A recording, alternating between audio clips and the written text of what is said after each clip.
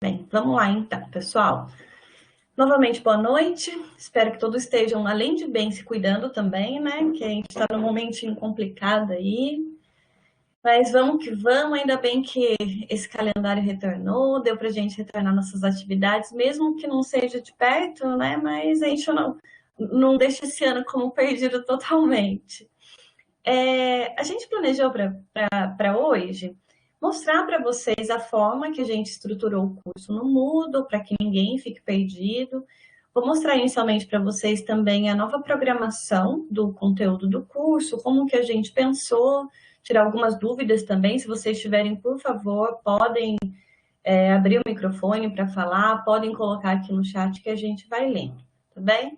Professora Eugênio, qualquer coisa, só me cortar também, por favor. Então, Tá bom.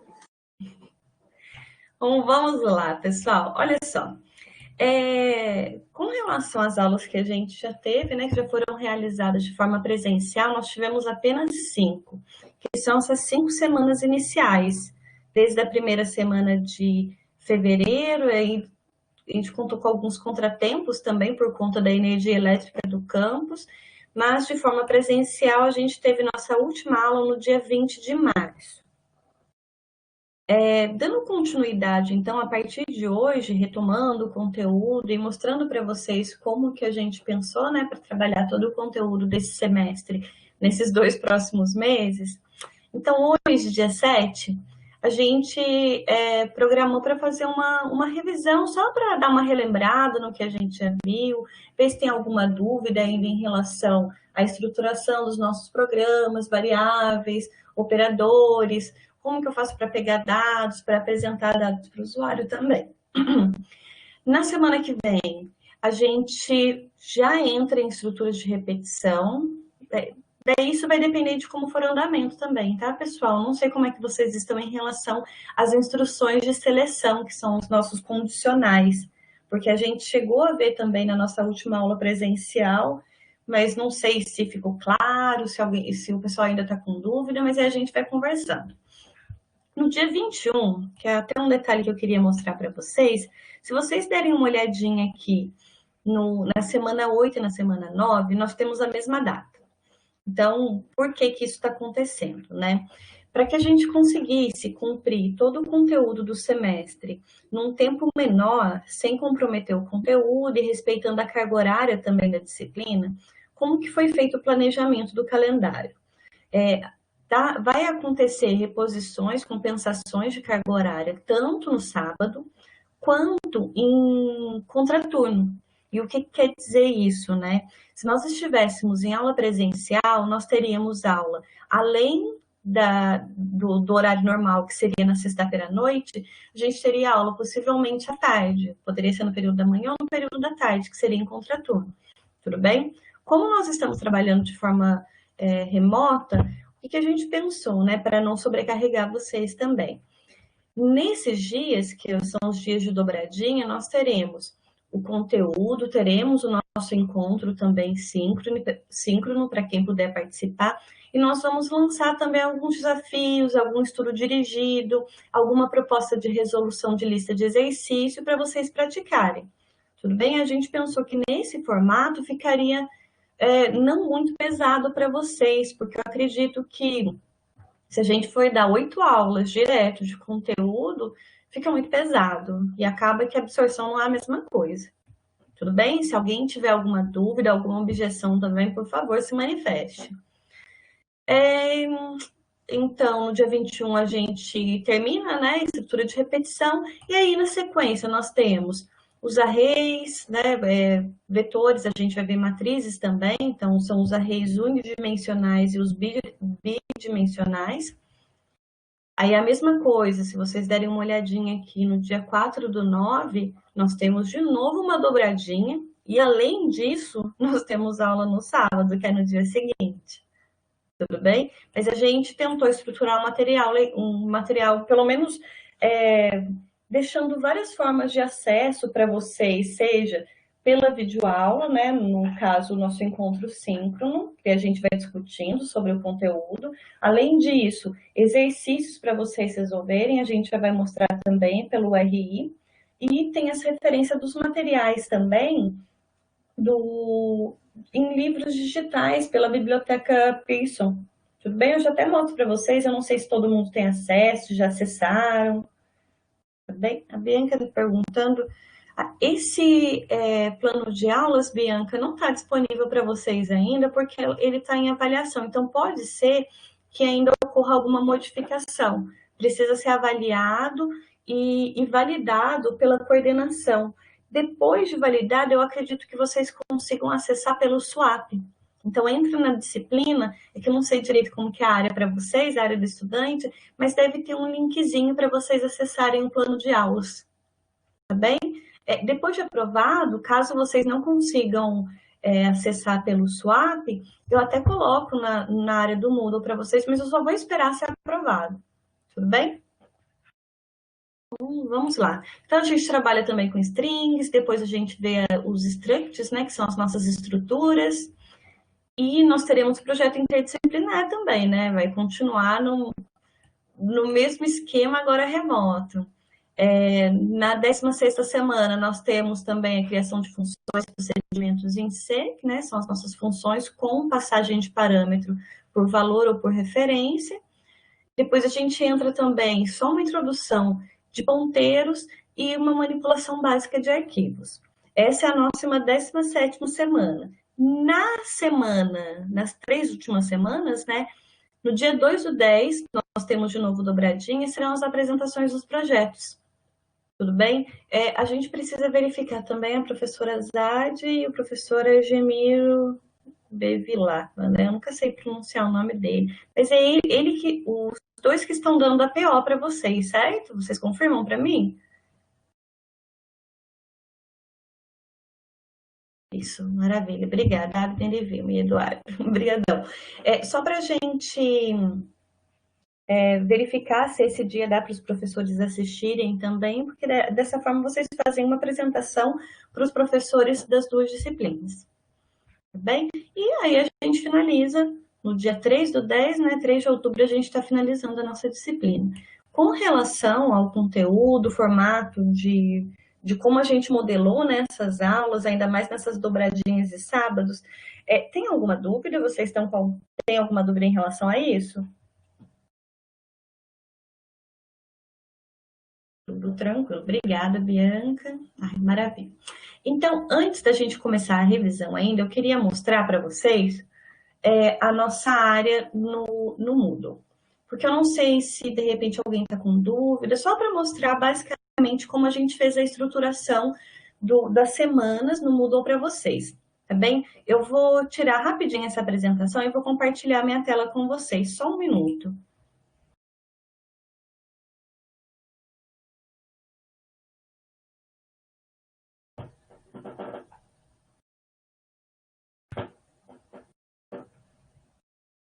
Estão vendo? Todo mundo está vendo a área do Moodle aí para vocês, a página inicial? Maravilha. Então, olha só, a página inicial do curso, provavelmente as disciplinas que vão aparecer aqui para vocês são diferentes das que estão aparecendo aqui para mim. A nossa disciplina, eu dei uma mudadinha no nome dela, que está com aquele tanto de código que provavelmente veio do SWAP, mas então está aqui, né? O primeiro, de 2020, o primeiro semestre, LP1, L1 de TADES. Tá, então, deixa eu mudar só a visibilidade aqui para o papel de aluno, que eu acho que fica mais fácil. Fico com a mesma maravilha. Então, olha só, nós temos, então, os avisos, né? Se a gente tiver necessidade de colocar algum outro aviso para vocês, a gente pode colocar nessa área. Então, fiquem sempre de olho nessa área do Moodle. Algumas diretrizes que a gente colocou para vocês sobre esse retorno do calendário. E, na sequência, pessoal, nós temos o fórum de dúvidas. Por favor, utilizem, como nós estamos agora distantes fisicamente, que nós não estejamos distantes também em relação às nossas conversas, tirada de dúvida, esse contato que a gente pode ainda manter mesmo à distância. Então, tem alguma dúvida? Passou ainda o nosso encontro de sexta-feira? Por favor, postem suas dúvidas aqui. E os colegas não precisam ficar também no receio de responder a dúvida do outro colega, a gente pode ir construindo o nosso conhecimento de forma colaborativa, tá bem? Então, Não fiquem com vergonha, não fiquem com receio de postar dúvidas e não fiquem com receio também e acanhados de ajudar o colega, tudo bem? A gente tenta responder o quanto antes, mas são outras disciplinas também, da mesma forma que vocês têm outras disciplinas fazendo, mas a gente vai tentando manter esse contato. Um detalhe que está faltando aqui é o horário de atendimento, mas a gente coloca nessa área mesmo para vocês conseguirem entrar, provavelmente em salas virtuais mesmo, e a gente coloca o link de acesso e o horário, tá bem? Tanto meu quanto do professor Agemiro. Aí, se vocês tiverem alguma dúvida, quiserem discutir, por exemplo, sobre o projeto interdisciplinar, podem entrar que a gente dá uma conversada. Bem, na sequência, nós temos aqui os slides das aulas presenciais. Eu não sei se vocês lembram, mas está um pouquinho diferente, porque agora a gente separou em semanas e cada semana está sendo apresentada numa página diferente. Então, em relação aos slides das aulas presenciais, foram os slides das aulas que a gente trabalhou até o dia 20 de março, que no final das contas foram 3. Tudo bem? Navegando aqui, que a gente chega no conteúdo da nossa aula de hoje, nós temos, então, uma revisão, tudo bem? Então, a gente tentou colocar de forma escrita, dando uma estruturada aí no conteúdo que a gente já viu, só para dar uma resgatada, para ver se vocês, né? Tenho certeza que todo mundo pegou para programar nesse período aí que nós não estivemos juntos, não tivemos nenhuma atividade, né? Todo mundo programando já em setininho, assim, maravilha. Vocês vão perceber também, pessoal, que agora temos quadradinhos aqui do lado. O que significa esses quadradinhos? Algumas atividades, elas vão ser marcadas com um checkzinho aqui, já automaticamente depois de vocês fazerem a atividade. Então, nesse caso aqui, que o quadradinho está meio pontilhado, eu não consigo marcar diretamente como concluído. Por quê? Eu preciso entrar, tem alguns exercícios aqui, tem um conteúdo para eu dar uma lida, e depois, quando eu terminar essa revisão, ele já marca como concluído para mim, tá bem? Outros, como por exemplo, essa sessão aqui do desafio do RI, já vou mostrar para vocês, eu posso marcar como concluído manualmente, tá bem? Eu já fico com um checkzinho aqui. E outras atividades não tem a gente não colocou essa marcação. Mas para que isso? Primeiro, para vocês se organizarem em relação ao que precisa ser feito ainda na semana, o que já foi feito, o que está pendente, e também é uma forma de a gente acompanhar se vocês estão verificando o material, se estão entrando, tendo contato com a disciplina, tá bem? Porque daí, de novo, né, justamente pelo fato de a gente não estar mais presencialmente juntos para fazer esse acompanhamento. Então, nós temos, sempre vamos ter um conteúdo, seja de revisão nesse caso, como de abordagem do conteúdo daquela aula específico. Tem o link da videoconferência. Depois de hoje, quando a gente finalizar, provavelmente os 2 dias depois, que é o tempo que está demorando para ficar disponível o vídeo para mim, a gente coloca também, deixa disponível essa aula, de novo, caso você queira assistir de novo, ou o colega que não conseguiu estar presente, para que todo mundo tenha acesso, tá bem? Em relação a esses desafios, toda aula vai ter, pessoal. Como que isso vai funcionar? Tem umas propostas de exercícios dessa plataforma que vocês conseguem acessar online mesmo, pelo navegador, e a gente criou uma disciplina lá com várias listas. E cada lista tem um conjunto de exercícios. Então, para que isso? Para instigar, para incentivar vocês a praticarem a programação. Tudo bem? Todo mundo já conhece essa ferramenta, o RI Online Judge? Conhece?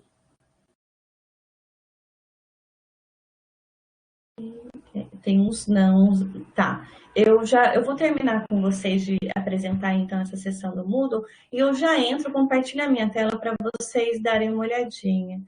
O ensino é bastante utilizado mesmo, tem até um sistema de ranqueamento e além dos exercícios que a gente propor para vocês nas listas, sintam-se à vontade para fazer outros tantos. Tem muitos exercícios mesmo. Tudo bem? Como eu vi que tem uma galera aí que não conhece ainda, eu já mostro. Ah, é bem legal mesmo, Abner. Tem uns desafios ali bem legais. É bom para treinar para maratona de programação também. Mas só ainda para a gente finalizar essa sessão do Moodle, aí na sequência nós temos, olha, materiais complementares. Daí outra pergunta para vocês. Todo mundo sabe acessar a biblioteca virtual Pearson, através do Swap? Não, cheio de nãos ali também, alguns sim. Tá, eu já mostro para vocês também. Vocês vão ver que, assim, se vocês estiverem logados no Swap, esse link já vai direcionar vocês para o livro, tudo bem? O que não deu para fazer é direcionar especificamente para o capítulo que é para vocês acessarem, darem uma lida. Mas está indicado aqui embaixo. Então, nesse caso, para essa aula, tem esse livro, né, da Vitória, não sei pronunciar esse nome, Treinamento em C, e os capítulos 1 e 2. E tem essa segunda referência, nesse caso, o capítulo 2. Tudo bem? Então, se vocês tiverem tempo, né, deem atenção especial a esse tópico, porque muitas vezes a gente não consegue abordar todo o conteúdo em sala de aula, e é legal a gente ver visão de outros professores, de outros materiais também, né? Conhecimento nunca é demais. E, por fim, nós temos os slides. Nesse caso da revisão, e nas próximas aulas a gente vai ter também os slides da aula. Tudo bem? Em relação ao Moodle, a organização aqui, como é que vai funcionar? Alguma dúvida? Maravilha. Muito bom. Então, olha só. Eu vou, antes de ir para o... Ai, obrigada, Eduardo, que bom.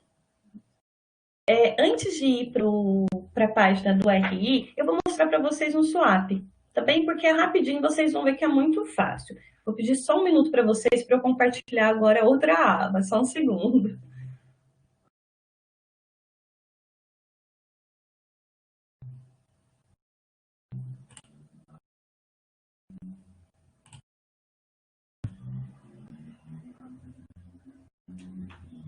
Tá todo mundo vendo a minha área do swap? Maravilha. Tá, então olha só. Aí vocês vão precisar me confirmar também para ver se de repente está organizado de uma forma diferente para vocês. Mas para mim, eu tenho um bloquinho aqui apresentando links úteis, tracinho e FSP. Vocês conseguem acessar o swap de vocês para ver se aparece nesse mesmo formato? Temos. Maravilha, Ronald. Muito obrigado. Então, pessoal, não tem segredo nenhum. Nesse conjunto de links, tem um linkzinho aqui, olha, Biblioteca Virtual Pearson. Se eu clicar aqui, ele já me direciona. Eu não sei se vocês vão conseguir. Deixa eu ver se. Não, ele não. Deixa eu trocar minha área, pessoal. Um minuto de novo.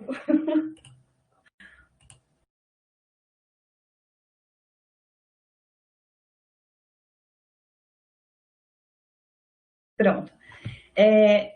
Vocês vão ser direcionados para essa página inicial da biblioteca.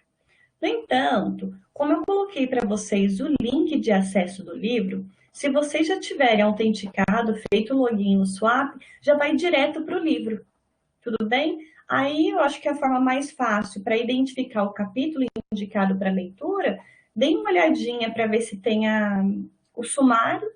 Se não tiver, vai navegando até o sumário e daí dá para entrar com a página ali mesmo. Vou só entrar na minha lista aqui, só para vocês verem o formato que aparece os livros para vocês.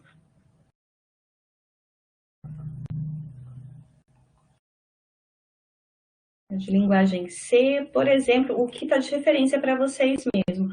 Ele apresenta a tela do livro e eu tenho aqui o linkzinho, ler agora. Ele vai carregar. A única coisa que eu achei meio chatinha é que às vezes ele não apresenta, não tem um sumário, daí a gente tem que ficar navegando aqui mesmo. Então tem, né, a setinha para frente e para trás para você navegar no livro. E se vocês já souberem a página, percebam que aqui embaixo eu tenho na barrinha inferior eu tenho o nome do livro e aqui na frente eu tenho um quadradinho onde eu posso entrar com o número da página, por exemplo, página 10. E ele já carrega para mim.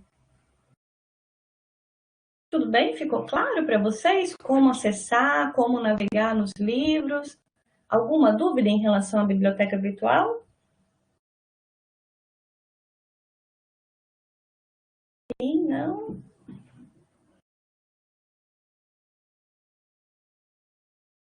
Ai, maravilha. Obrigada, Bianca. Vilma também. Ai, que bom, Marcos. Mas se alguém tiver alguma dúvida, tiver com algum problema de acesso, aí pode entrar em contato com a gente também, tá bem? Eu vou agora, de novo, mudar a minha tela de compartilhamento com vocês para mostrar, então, o RI, tá bem? De novo, peço só um minutinho para vocês.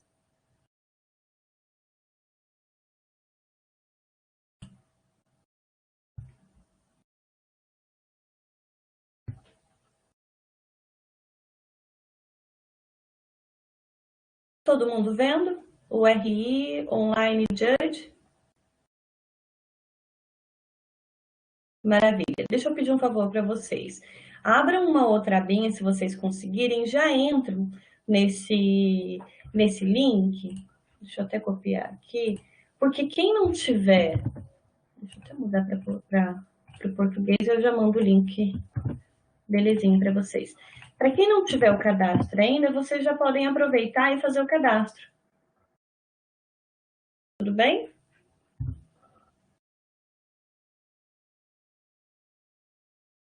Vamos lá. Olha só, pessoal, essa é a página inicial, então, dessa ferramenta. Vocês vão ver, tem muitos problemas, dá para, nossa, se divertir muito programando aqui. O que eu quero mostrar para vocês é uma área já daí específica que vocês vão trabalhar com os problemas selecionados de cada lista, tá bem? Eu vou realizar o meu login aqui, caso eu não tenha. Eu posso fazer, sei lá, o login com o Google mesmo, com o Face, ou então criar, né, eita, criar fazer um cadastro, certo? Deixa eu só entrar aqui com o meu de estudante para eu mostrar para vocês exatamente como que vocês vão ver. Então, fiz o meu cadastro e eu vou entrar, então, nessa minha ferramenta. Vai ser mostrado o meu dashboard. Então, o que que eu fiz, quantos eu resolvi, o meu progresso, tudo bem? Só que onde onde vocês vão encontrar as listas que a gente definiu para vocês fazerem? Se vocês derem uma olhadinha aqui em cima, nessa barrinha de ferramentas, tem Home, Perfil, News e eu tenho Academic. É justamente nesse botãozinho que vocês precisam clicar. Vou entrar aqui no Academic. Tudo bem? Eu vou até fazer o cadastro com vocês, porque eu acho que eu não tenho ainda. Eu estou com uma outra disciplina de TI Info, mas o meu perfil de estudante ainda não está. Então, olha, como que eu vou encontrar as listas que é de LP1, específico de LP1? Antes de mais nada, eu preciso acessar a disciplina. Então, tem esse botãozinho aqui em cima e eu vou acessar a minha disciplina. Nisso, vai ser pedido para vocês, o ID da disciplina é aqui. Isso vocês vão encontrar no Moodle. Vou até copiar aqui porque eu não lembro. Só um segundinho, pessoal. 006303. Então, o ID da disciplina 006303. Não precisa copiar isso, que está tudo no Moodle para vocês. E eu tenho a minha chave de acesso. Aí eu vou permitir o acesso. E sim.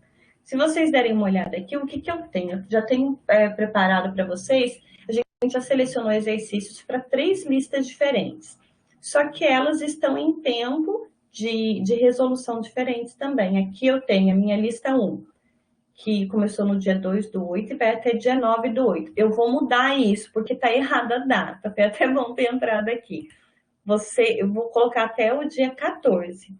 Tudo bem? Que a gente não deixa ir acumulando listas. Tá bem? Vou entrar aqui só para vocês darem uma olhadinha. E aí, como que eu faço para resolver os meus exercícios aqui? Então, tem as informações da disciplina, algumas instruções, e eu tenho aqui 3 exercícios nessa minha primeira lista. Vou resolver o primeiro. Cliquei nessa minha primeira. Tem aqui do ladinho a descrição do problema, tudo bem? A descrição do problema. Percebam e coloquem muita atenção, pessoal, na forma como os dados serão dados para você na entrada. Então, o que que você vai receber de dado de entrada? E outra coisa importantíssima para vocês perceberem é a saída. Por quê? Essa ferramenta já faz a correção dos exercícios de forma automática.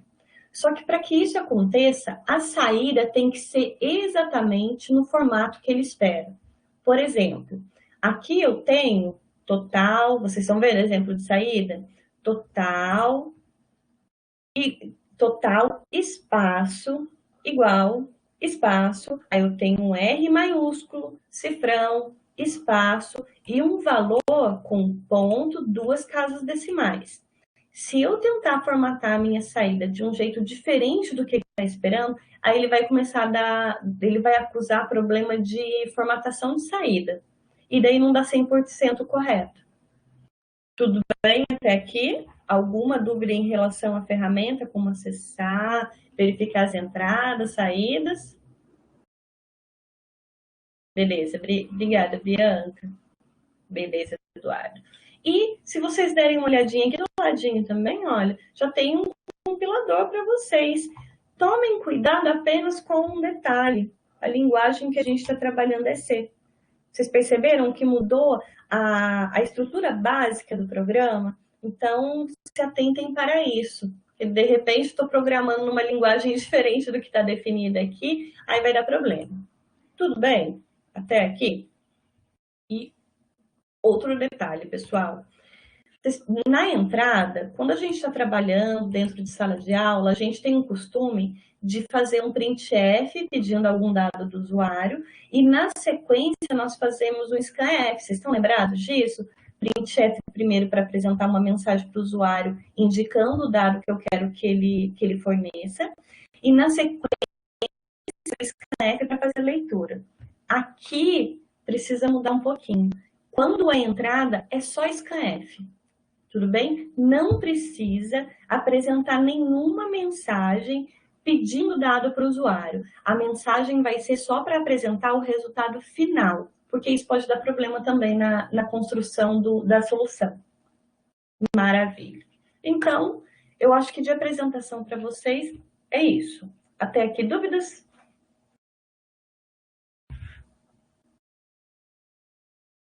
Maravilha. Então, deixa eu agora tirar aqui e a gente começa a conversar da disciplina mesmo, né? Conteúdo da disciplina. Eu pedi de novo 1 minuto para vocês para eu carregar outra apresentação.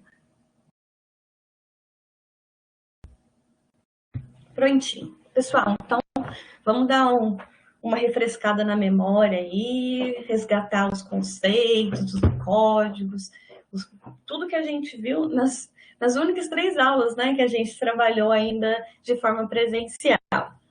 Então, vamos lá. Pessoal, quem está com o microfone e quiser abrir para interagir com a gente, por favor, fique à vontade. Se tiverem dúvida, pode colocar no chat também que a gente está de olho. Só não deixa passar nada, tá? Então, vamos lá. Eu vou passar rapidinho isso daqui, porque a gente já viu, tá bem? Então, se tiver algum problema, alguma dúvida, é só falar. Nós estamos utilizando... outro detalhe, em sala de aula nós estávamos utilizando o CodeBlocks.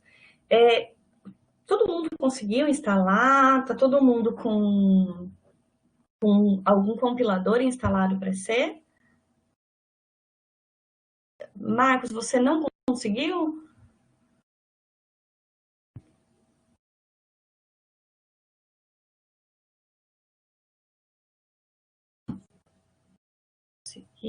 Tá. Deixa eu só dar uma sugestão, né? O CodeBlocks ele é meio pesadinho. Caso alguém tenha algum problema para instalar, ou até por ele ser chatinho, assim, de né, dar uma pesadinha mesmo, tem compiladores online. Terminando a aula, eu coloco no Moodle para vocês o link de um que eu achei a interface dele limpa, dá para programar sem problema nenhum. Dá para vocês acessarem pelo próprio navegador e não tem a necessidade de instalar. Então, fica como uma alternativa para vocês utilizarem, tá bem? E a linguagem não vai mudar, vai ser só o compilador mesmo, né? Então, algoritmo, eu vou passar isso daqui, porque vocês devem estar vendo isso de novo em APO. Vamos entrar na linguagem C, então. O que a gente precisa saber de C? A gente precisa saber a estrutura básica de um programa em linguagem C, né? Vocês estão lembrados? O que vem a ser essa primeira linha aqui? Biblioteca, isso mesmo. Biblioteca precisa ser uma só? Não. E o que define? O que eu preciso analisar para eu saber quais bibliotecas eu posso utilizar e quais bibliotecas, na verdade, eu devo adicionar no comecinho, no cabeçalho do meu programa?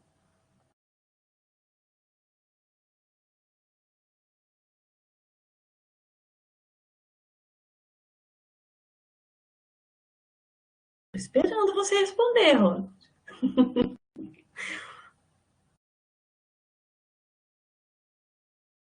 Desistiu? Poxa vida!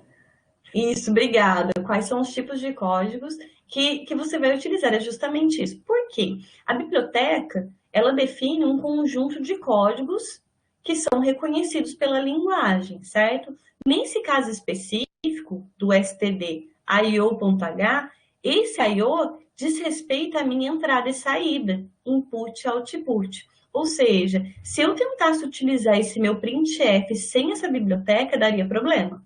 Tudo bem? Eu poderia também ter a inclusão, por exemplo, da biblioteca de cálculos matemáticos complexos, math.h. Eu teria que fazer o include aqui em cima.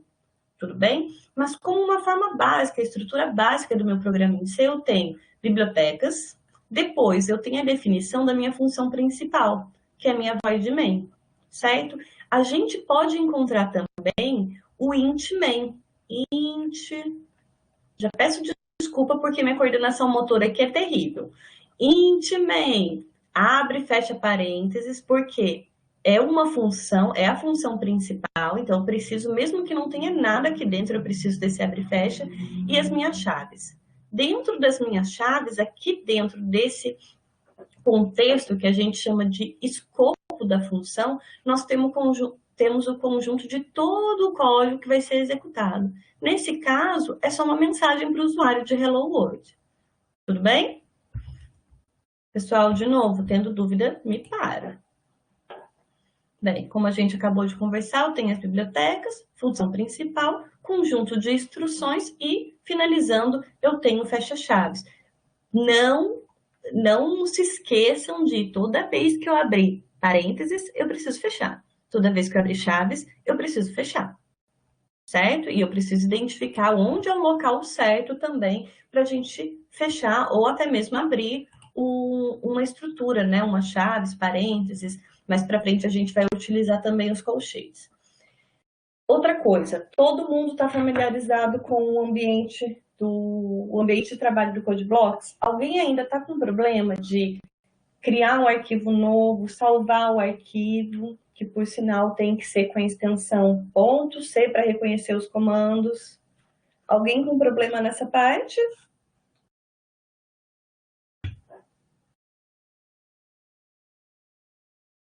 Não. Maravilha. Obrigada, Natália. Também não. Obrigada, Vitória.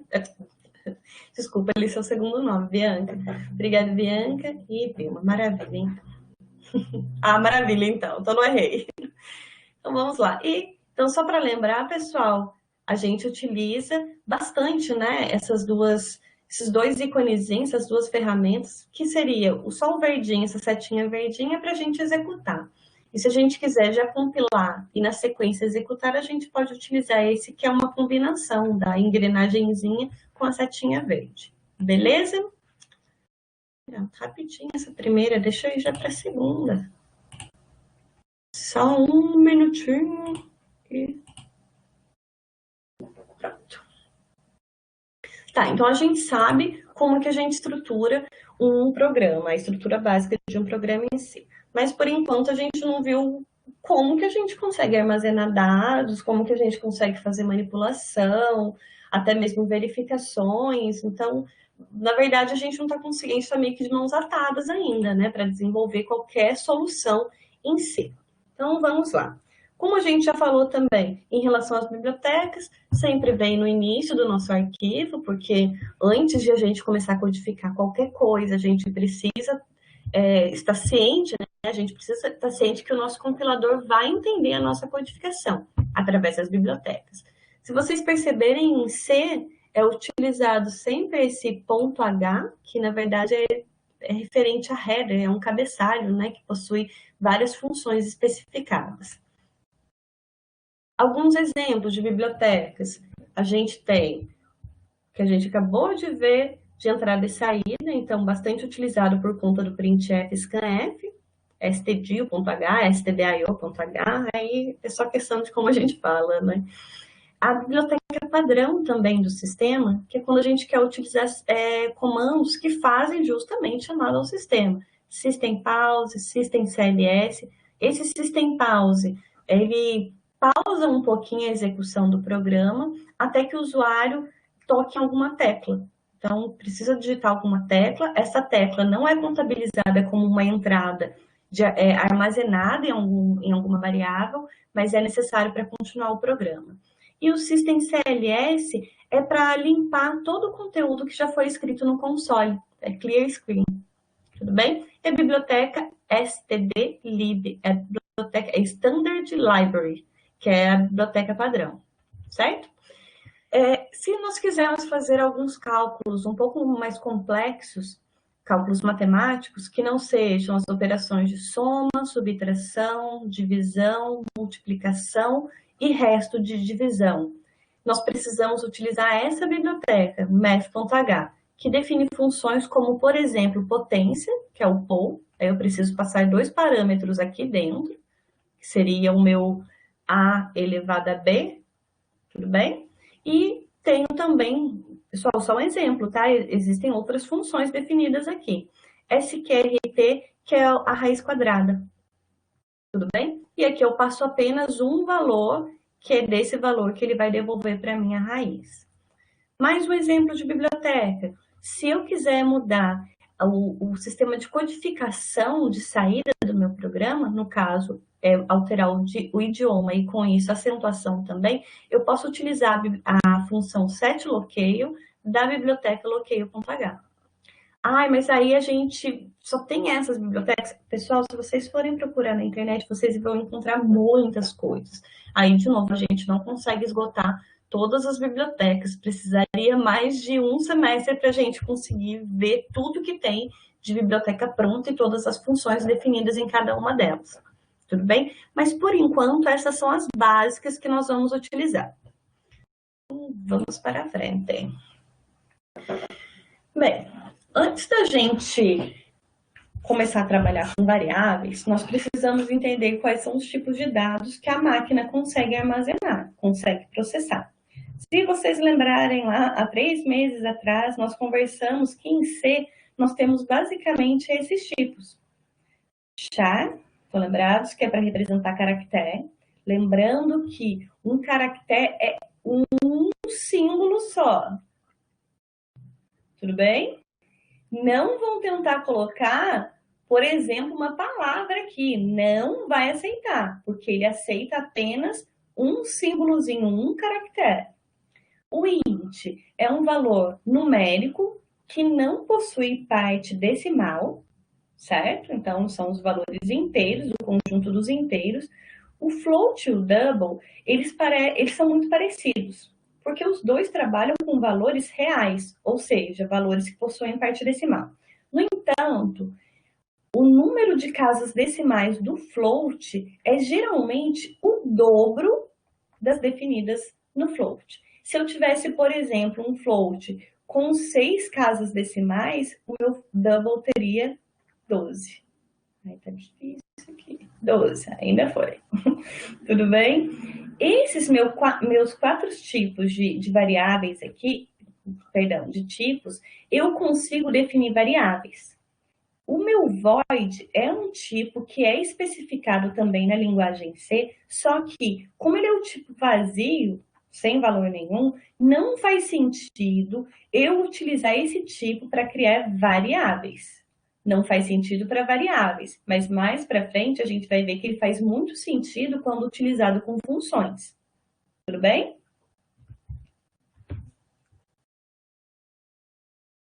Bem, uma tabelinha eu vou deixar para vocês darem uma olhadinha, só especificando, né, o quanto de byte, quanto que a gente utiliza para armazenar cada um desses tipos. Se vocês tiverem curiosidade, por favor, deem uma olhadinha, é interessante ver.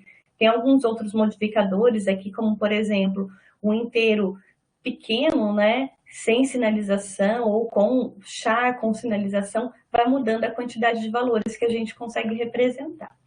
Bem, daí a gente então sabe que dá para trabalhar com char, com int, com float, com double, mas a gente não viu ainda o que são essas variáveis. Vocês se lembram o que são as variáveis? Para que eu uso? Já está até aqui para vocês, né?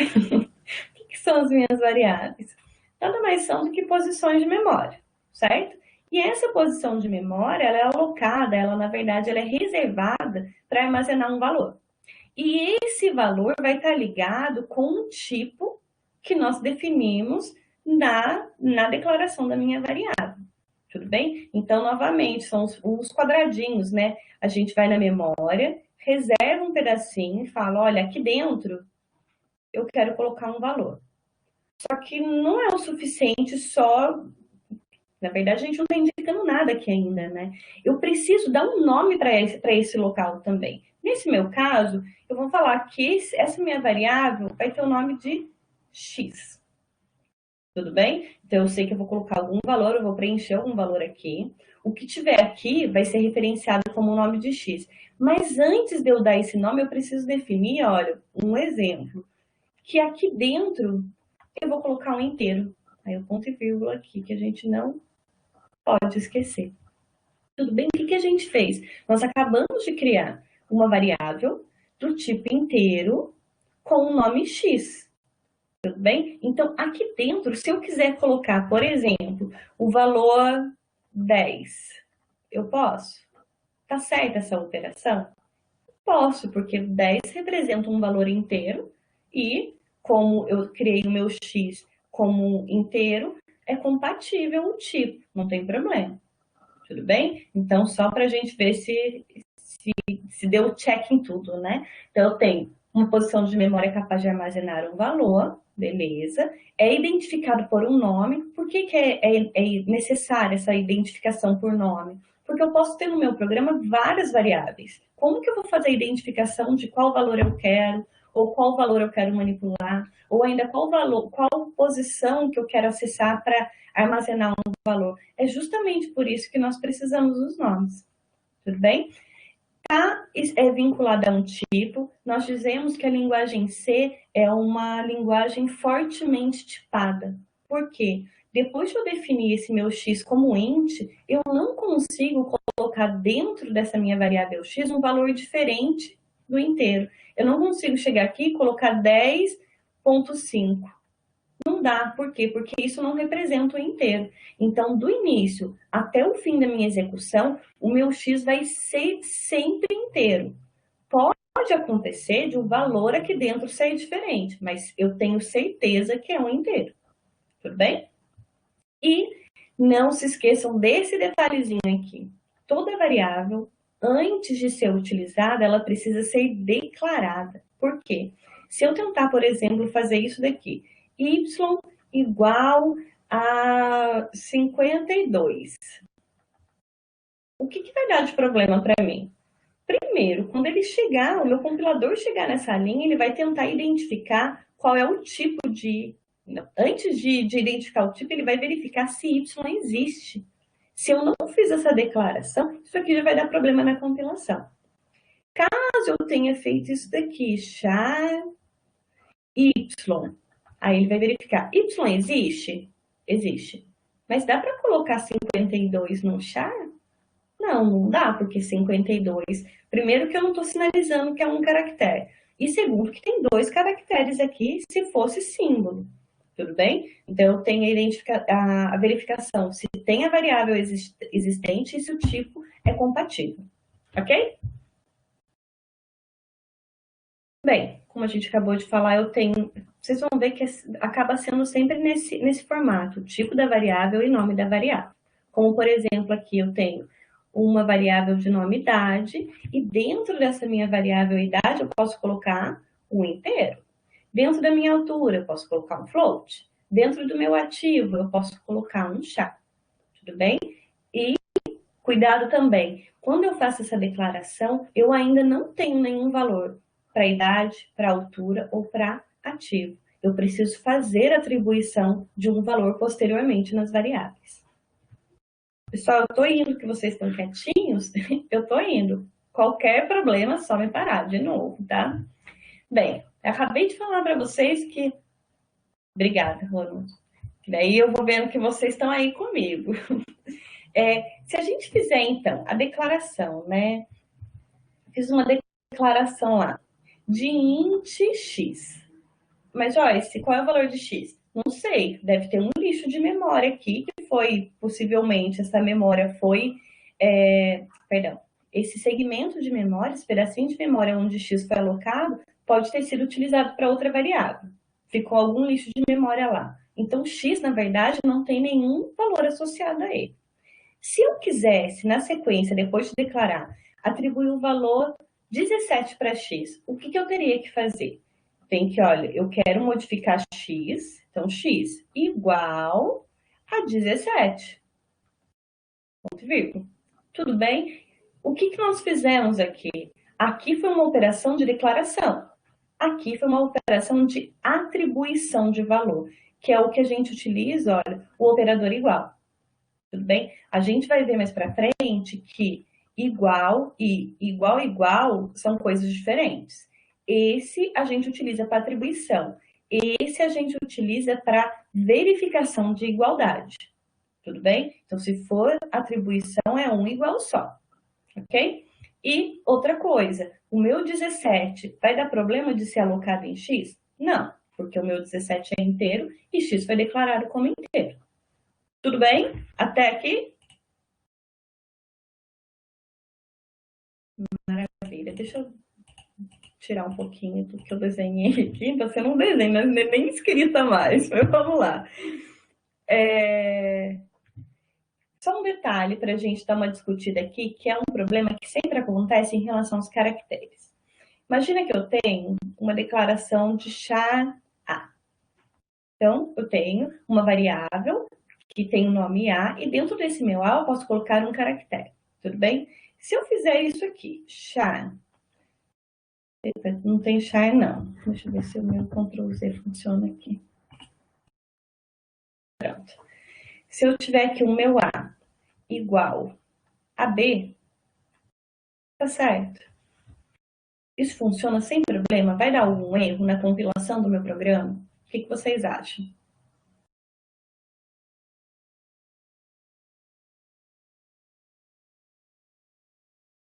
Não de não vai dar problema ou não de não vai funcionar? Funciona? Precisa de aspas, é isso mesmo. Cuidado, pessoal. Olha o que vai acontecer. Supondo que está numa sequência, vai estar numa sequência do ladinho, né? Comecei o meu programa, aí eu tenho meu int x, x igual a 17, na sequência xará e a igual a b. Olha o que vai acontecer. B, ele está sinalizando que é um símbolo? Não tá. O que o meu compilador vai entender?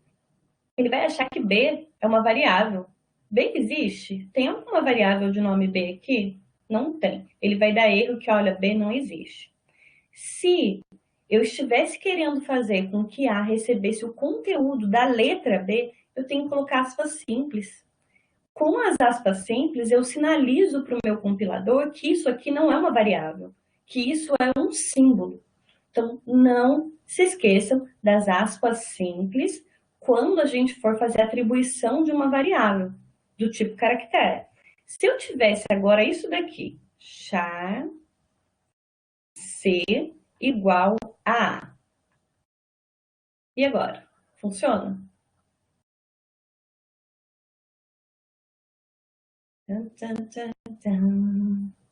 Não? Por que, Eduardo?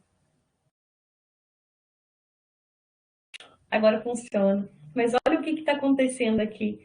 Enquanto nessa linha eu estou fazendo com que a minha variável A receba o conteúdo B, é isso que a gente está fazendo nessa linha, certo? E tem que declarar o valor depois. Não precisa, Eduardo, porque eu já estou fazendo a declaração aqui junto. E o A já tem um valor atribuído aqui. Isso mesmo, Vilma?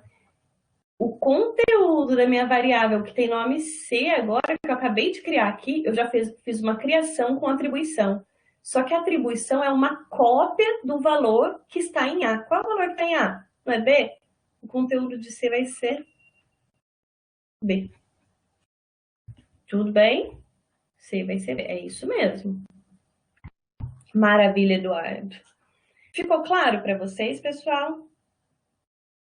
Só para a gente fechar essa maravilha. Em relação a caractere, deixa eu dar uma limpada aqui, né?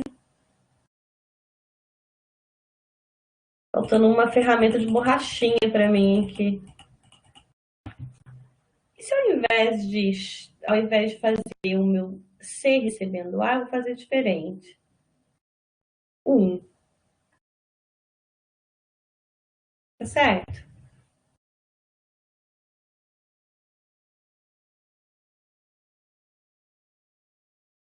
Certo? O que tá faltando ali? Sim, vai ser isso mesmo. Aí eu falta o quê, então? Aqui, olha, falta as aspas. Porque aí sim eu posso tratar o símbolo 1 como um caractere. Tudo bem? Se eu deixo sem as aspas, ele entende que eu estou tentando colocar um numeral 1 num caractere C. Aí não dá certo. E cuidado, char sempre com aspas, é isso mesmo.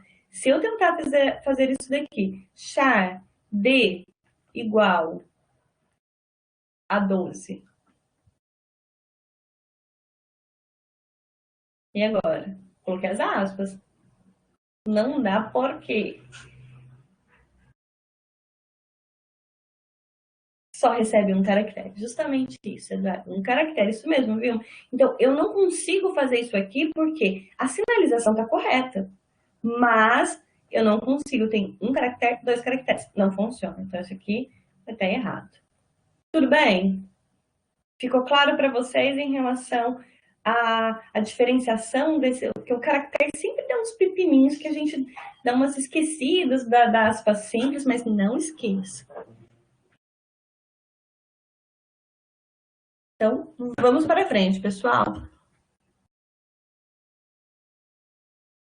Com relação à atribuição, são uns exemplos, né, de atribuição de valores. Eu tenho aqui char, posso fazer a declaração de char status e posso fazer o meu status recebendo um L, ou qualquer valor, qualquer símbolo aqui. Com relação ao int, eu posso ter a minha variável irmãos do tipo int que recebe o valor 3. Para float e double, eu posso utilizar valores com número, com parte decimal. E o void? Void não pode para declaração de variável. Bem, ele é um tipo vazio, utilizado para funções. E, nossa, gente, já chegamos aos exercícios já. Esses exercícios vão ficar para vocês fazerem. Até aqui, pessoal, tudo bem? Eu já vou para a próxima já. Maravilha.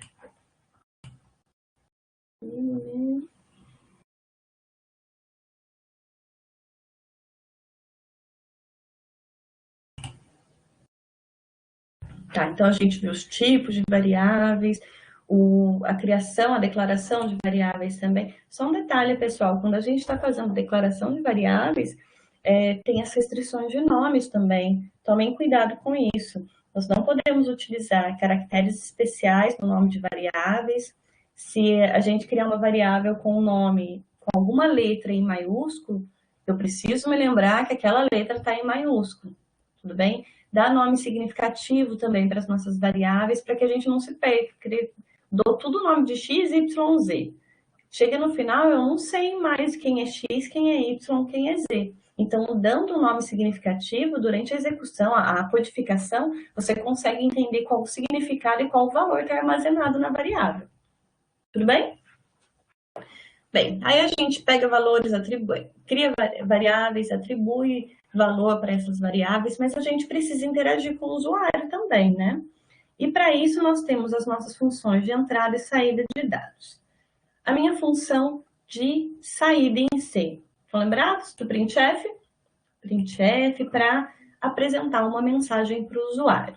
Lembrando que quando eu tenho o printf, deixa eu mudar para o meu vermelhinho. O printf, eu preciso compor a minha mensagem, então eu preciso montar a minha mensagem. Tudo que tiver entre as minhas aspas vai ser apresentado exatamente igual o que tiver aqui dentro. Então, por exemplo, se de repente eu for escrever mensagem aqui e esse E eu coloquei como E maiúsculo, no console vai ser escrito exatamente desse jeito. Tudo bem? Mas aí vem a questão. Joyce, mas se eu escrevo tudo que eu escrevo na mensagem dentro das aspas vai ser apresentado exatamente igual na saída, como que eu faço para apresentar, então, o valor de uma variável? Aí vem os nossos sinalizadores. Vocês estão lembrados? Quando eu quiser, por exemplo, apresentar uma mensagem com que eu não quero que seja A, eu quero o valor de A, e A é um caractere. Eu preciso sinalizar através do %C. Tudo bem? %C para caractere, %D ou %I para inteiro, %F para o float e se for double, %FL. A gente vai chegar lá também. Tudo bem? Então, é justamente o que a gente tem aqui. Se eu quiser, por exemplo, apresentar uma variável que seja do tipo inteiro, então, mensagem %D, para representar um valor inteiro decimal, e na sequência eu quero apresentar um valor real, %F. Na sequência, depois de fechar as aspas, a ordem com que eu fui definindo os sinalizadores é a ordem com que o nome da variável vai ser apresentado aqui. Então, se, por exemplo, esse inteiro está relacionado à minha idade, eu coloco a idade aqui, e o segundo não é o float, se for a altura. Um exemplo, tá bem, pessoal? Eu vou colocar a altura aqui. Certo? Dúvidas em relação ao printf? A gente vai utilizar até o final do curso. Maravilha, viu? Se alguém tiver, por favor, pode falar que eu dou uma paradinha aqui. A gente faz uns exemplos juntos, não tem problema. Bem, então, só para ficar claro para vocês, os sinalizadores que a gente utiliza é %C para caractere, o %I ou %D para inteiro. Lembrando que o %D é para inteiro na base decimal, tudo bem? Ou o %I, ele considera o inteiro, mas em qualquer outra base. O float, o double, a gente utiliza o %F, aqui está faltando, pessoal, o double é %LF, depois eu arrumo isso. E a gente pode também utilizar no formato de definir a quantidade de casas decimais desses valores. Por exemplo, se eu quiser apresentar um float com 2 casas decimais, antes desse meu F'inho, eu coloco %, né, o .2. Se eu quiser 4 casas decimais, .4F. Então, continua sendo um float, eu só estou formatando a saída. .4 seria 4 casas depois do ponto. Se eu posso até colocar %.0F, ele vai ser apresentado como se fosse um inteiro, sem nenhuma casa decimal. Tudo bem? Continua sendo um float, mas ele não está apresentando nenhuma casa decimal. E a mesma coisa para o double. E o void, de novo, não temos sinalizadores de void porque ele não armazena valor. Alguns exemplos. O mesmo, né? Idade igual. Aqui vai ser carregado o quê? O valor da idade. E aqui, um float com 2 casas decimais vai ser o quê? A minha altura. Bem, então percebam que aqui é o primeiro valor, aqui é o segundo valor. Aqui é a primeira variável, aqui é a segunda variável. Eu preciso respeitar essa ordem. Status do cliente, %D, relativo a quem? Ao valor dessa minha variável cliente, %C, em relação ao status. E olha só essa mensagem aqui do printf, eu não tenho nada de texto, só tenho sinalização. Inteiro, caractere e um float utilizando 3 casas decimais. De novo, esse não é a primeira ocorrência. segunda ocorrência e terceira ocorrência? Vai ser a mesma coisa. Primeiro valor que vai ser preenchido, segundo valor que vai ser preenchido, terceiro valor que vai ser preenchido. Tudo bem? Dúvidas em relação ao printf? Acreditem em mim, a gente vai utilizar muito a torta direita. Tudo bem, Marcos?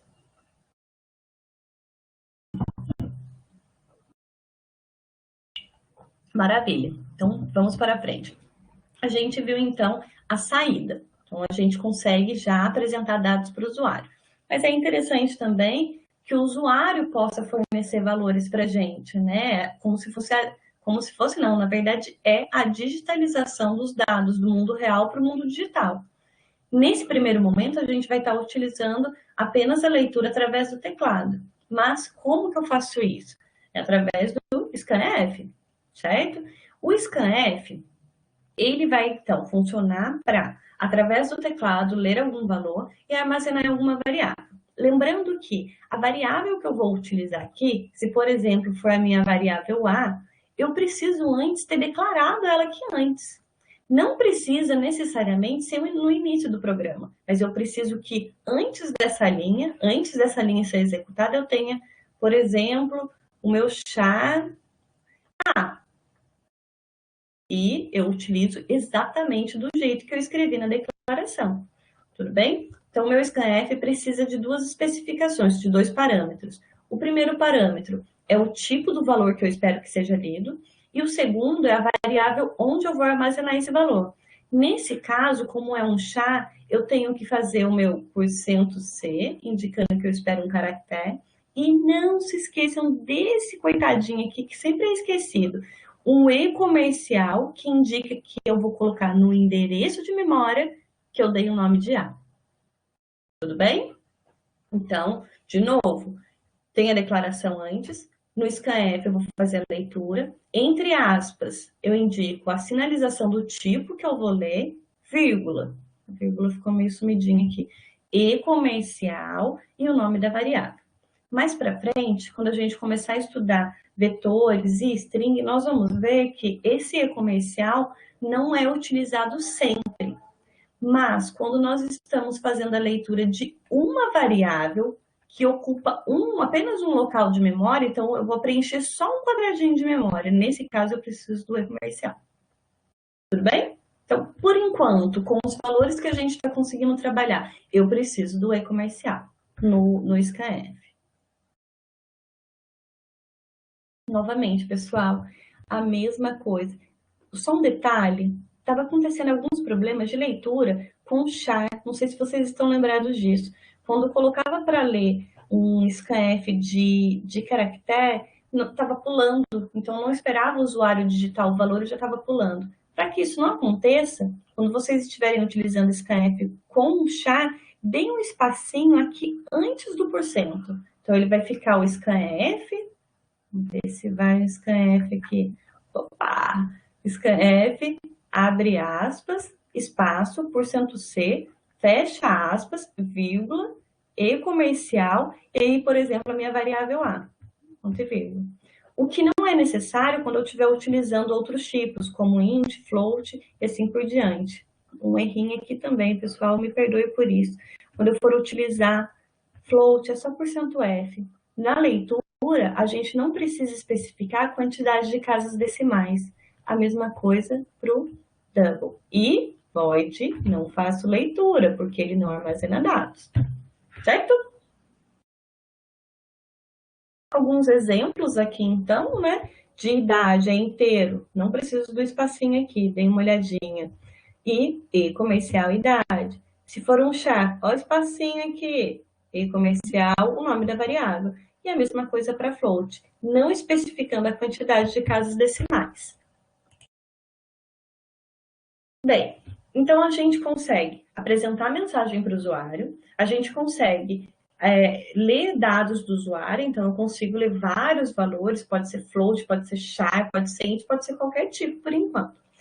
E se a gente quiser fazer manipulações matemáticas, né, utilizando operadores aritméticos? Pessoal, isso vocês nunca mais vão esquecer na vida de vocês, porque assim é muito difícil, sabe? E é a primeira vez que vocês estão vendo isso. que, por incrível que pareça, soma é com mais, subtração é com menos, multiplicação é com asterisco, divisão é com barra, e resto de divisão é esse aqui eu acho que é mais diferentão, né? Não, mas esse aqui eu acho que é facinho de lembrar. Soma, subtração, multiplicação, divisão, tudo bem? No caso da divisão, eu posso pegar dois valores. Nesse caso, quando eu utilizo barra, que é o barra normal, não é a barra invertida, é o resultado da divisão que a gente dá o nome de quociente. É isso, resgatando na memória lá quando a gente começou a fazer as divisões. Quando a gente utiliza o porcento, esse símbolo de porcento, numa operação matemática, então com valores numéricos, ele me retorna o resto. Lembrando que o resto da divisão só faz sentido quando trabalhado com valor inteiro. Por quê? Se eu estou trabalhando com valor real, não vai ter resto, vai ser sempre zero, que eu consigo ainda colocar o vírgula e ir dividindo. Tudo bem? Só para ficar claro, se eu tiver 13 dividido por 4, eu vou ter 3 de resultado, certo? Então, a minha divisão retornaria 3. 3 vezes 4, 12, para 13, 1. E eu não consigo fazer a divisão considerando esses valores como inteiros. Nesse caso, esse meu valor vai ser retornado quando utilizado esse operador. Então, vai retornar o valor 1. Tudo bem? Só lembrando que pode parecer que esse operador não é muito utilizado, mas ele é. Quando a gente quer analisar, por exemplo, se o meu valor x é múltiplo de 5, eu posso fazer o meu x por cento 5 igual a zero, dentro de uma verificação. A gente vai ver isso dentro de um if. Se o resto da minha divisão por 5 retornar zero, significa que ele é múltiplo de 5. E isso para quaisquer valores, né? Eu posso ver se o meu x é múltiplo de, sei lá, 741. Se o resto aqui for zero, ele é múltiplo. Tudo bem?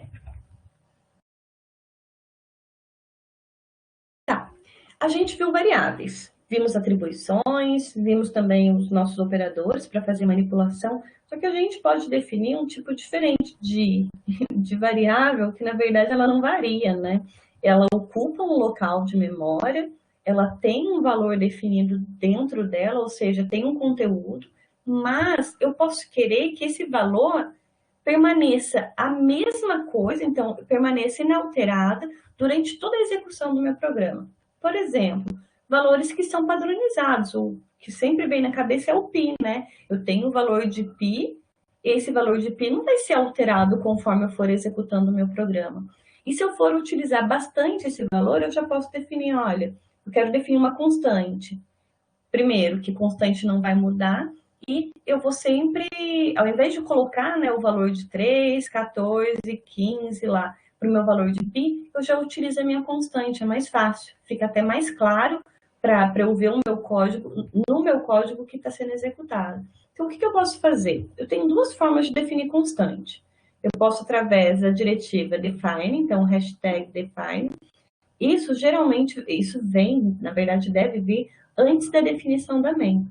Tudo bem? Então, tem define, o nome da constante, geralmente, o nome dessa constante vem tudo em maiúsculo. E, na sequência, eu coloco o valor. Se eu tivesse, por exemplo, a definição do meu π, eu teria o define, o valor, que seria π, tudo em maiúsculo, 3.1415, por exemplo, se eu quisesse com 4 casas decimais. Percebam que aqui na frente não tem ponto e vírgula, tudo bem? O que é diferente, que está faltando aqui, é quando eu estou definindo constante utilizando a palavra reservada const. Vocês vão perceber que essa parte aqui, tipo, nome, atribuição, é a mesma coisa para variáveis que vão alterando o valor conforme a execução. Só que antes eu coloquei uma constante. Se eu tentar fazer uma declaração, definir essa palavrinha aqui antes, e durante a execução tentar modificar o valor da minha variável, não vai dar certo, vai dar problema, porque foi definida como uma constante. Tudo bem? O pi aí. Eu posso fazer, percebam que é a mesma coisa. Perdão. Eu tenho a definição de π com esse valor, não tem ponto e vírgula, ou eu posso fazer a definição de, por exemplo, a minha letra A. E eu tenho aqui o que eu faria definindo dentro da main, um const, aí aqui eu tenho a definição do tipo. Vocês viram que aqui em cima não? Eu posso colocar direto, define, o nome da variável, o valor da variável. Aqui não, eu preciso definir que é uma constante e olha, o mesmo formato de declaração de variável, variável, né? Que pode variar o valor. Pessoal, até aqui tudo bem? Vocês ficaram quietinhos de repente? Sumiram? Foram beber uma água? Maravilha, obrigada. Vendo, saudade de sala de aula, saudade de vocês, mas vamos que vamos. Então, olha só, a gente viu então as nossas operações básicas, e como eu já tinha comentado com vocês, a gente tem algumas funções definidas dentro dessa biblioteca math.h. Só para mostrar uma para vocês, eu tenho, por exemplo, uma função for, que ele vai arredondar, nesse caso, pessoal, esse valor aqui tem que ser real, tá bem? Ele faz o arredondamento para baixo. Por exemplo, se eu fizer esse for de 5,9, o valor que ele vai retornar para mim é o inteiro menor aqui, né? O que está mais próximo de 5 para baixo. Ele vai retornar para mim 5. Eu tenho ceil também, que é o arredondamento para cima. Se eu tiver agora 2,1, ele vai retornar para mim 3. Tudo bem? SQRT é a raiz quadrada, então se eu colocar, por exemplo, SQRT de 9, ele vai me retornar 3. E o pol, que seria a base vezes o expoente. Tudo bem? Para a gente não precisar fazer no for, né? E outra coisa também que muita gente confunde com o chapéuzinho. Tem umas linguagens que utilizam a exponenciação nesse formato, que seria o A, a base A, expoente B. Tudo bem? Esse aqui, tem alguns compiladores que ainda às vezes até aceitam isso aqui, mas vamos padronizar, né? É o meu tom. Tudo bem? Tem outras funções também, como por exemplo, seno, cosseno, tangente. Tem, se eu não me engano, o CBRT, que é a raiz cúbica. Tem outras funções. Tudo bem? Se tiverem curiosidade, por favor, deem uma procurada, porque tem bastante coisa. Falou, fiz já veio exercício. Deixa eu perguntar uma coisa para vocês. Eu estou há mais de uma hora aqui falando na cabeça. Consigo ainda entrar com vocês nas estruturas de repetição, de seleção? If, else, switch case, como é que vocês estão?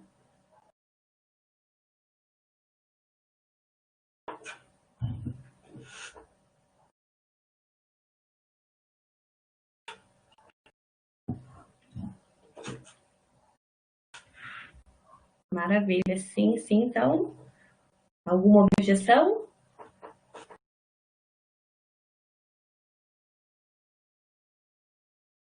Maravilha. Maravilha, então já vou entrar aqui já. Vamos lá pro... E, pessoal, eu vou pedir um minutinho de novo para vocês. Cadê a minha pastinha?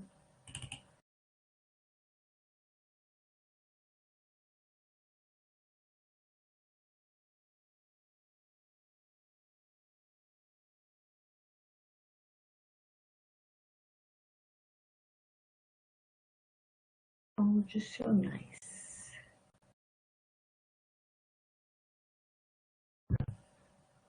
Rapidão.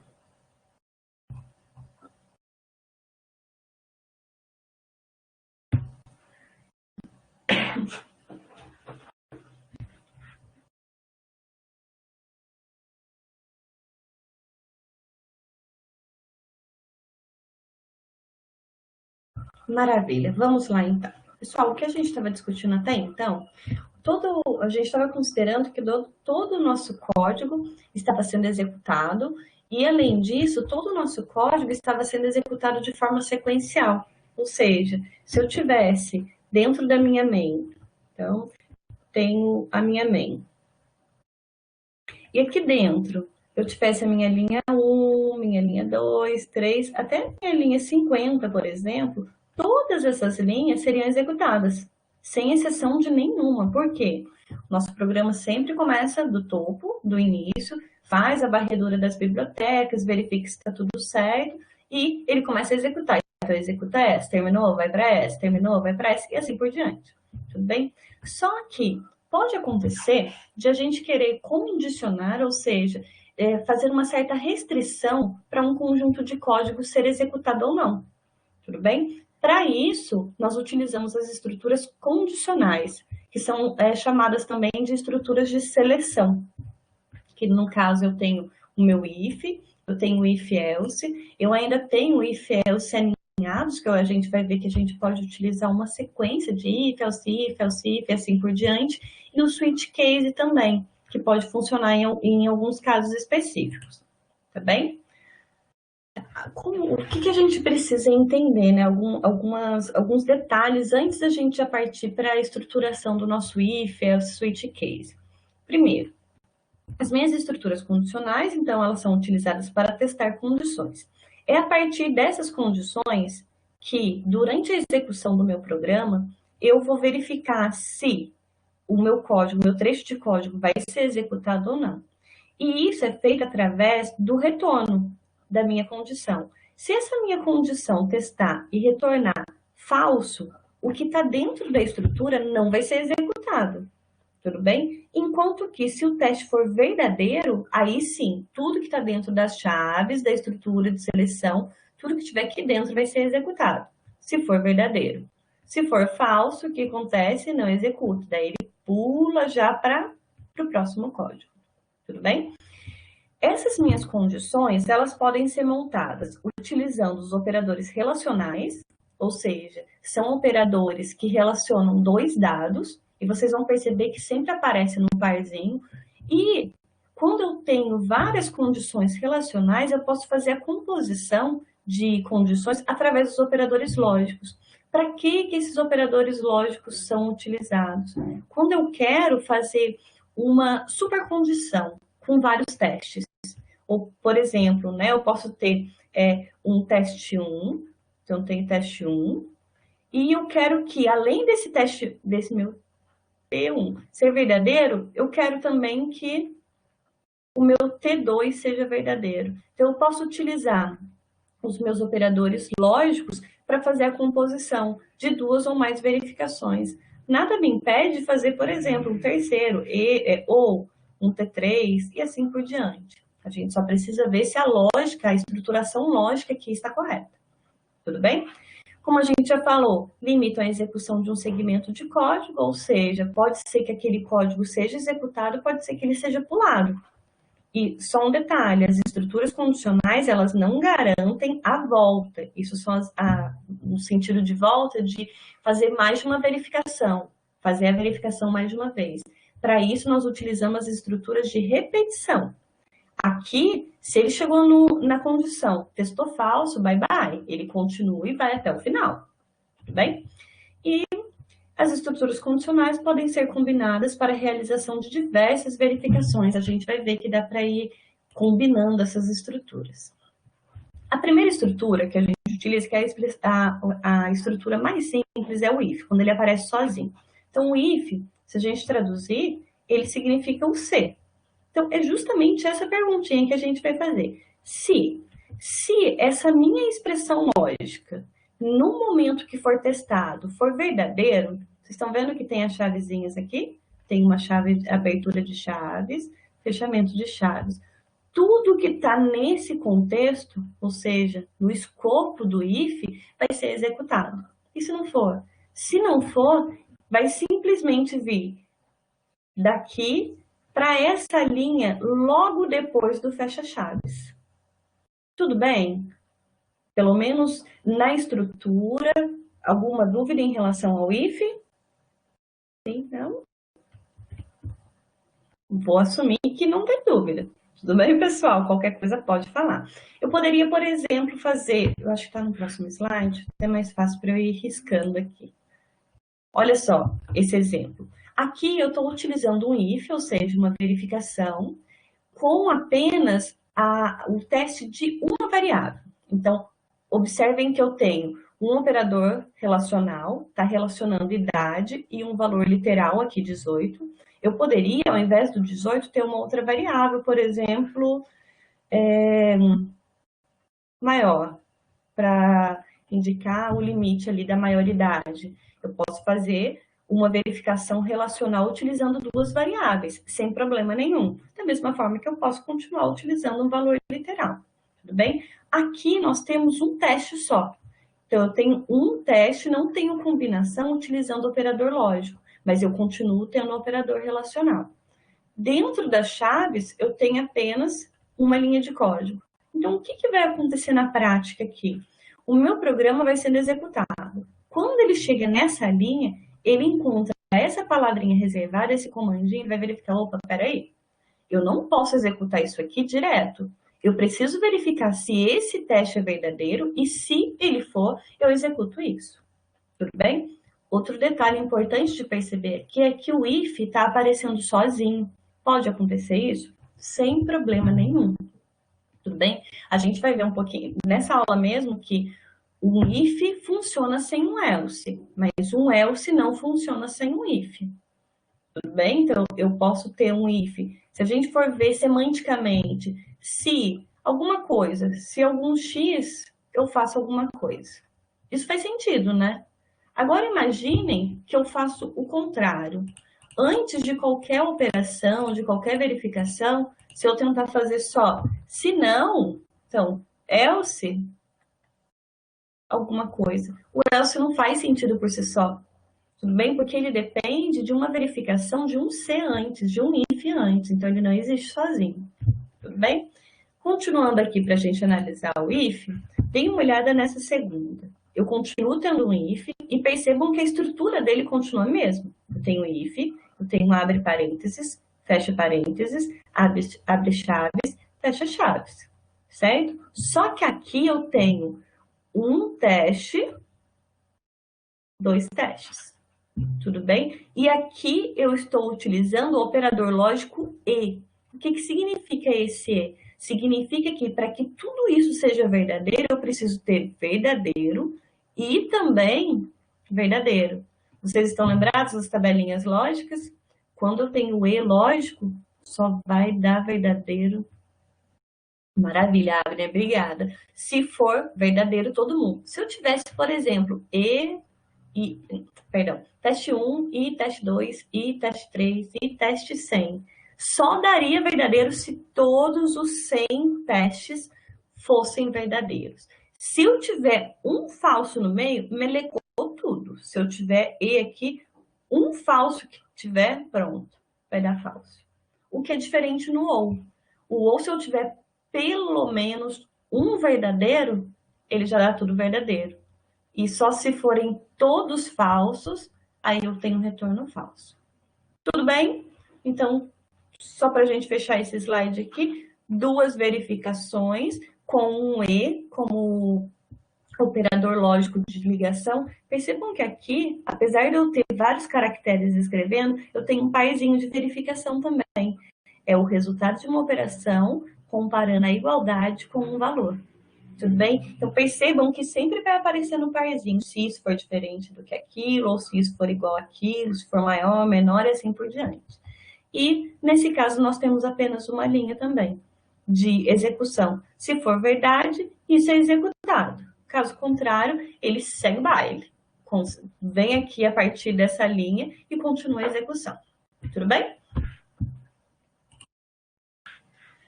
Bem, a gente até adiantou, né, os nossos operadores relacionais. Se eu quiser verificar se um valor, por exemplo, se um A é maior do que B, eu vou utilizar o maior. Se eu quiser verificar se C é maior ou igual a D, cuidado, pessoal, que essa ordem aqui é importante. Se eu tentar fazer C igual maior a D, isso está errado. Quando ele encontra esse igualzinho aqui, ele tenta fazer uma operação de atribuição ou igualdade. Então, isso aqui está errado. A mesma coisa para o menor, né? Eu poderia fazer A menor do que B e também o meu C menor ou igual a D. De novo, olha igualzinho depois. Tudo bem? Como a gente já tinha falado no início, a gente utiliza um igual para atribuição. Se eu quiser verificar se o meu x tem o mesmo valor de y, eu tenho que utilizar os dois iguais, igual, igual.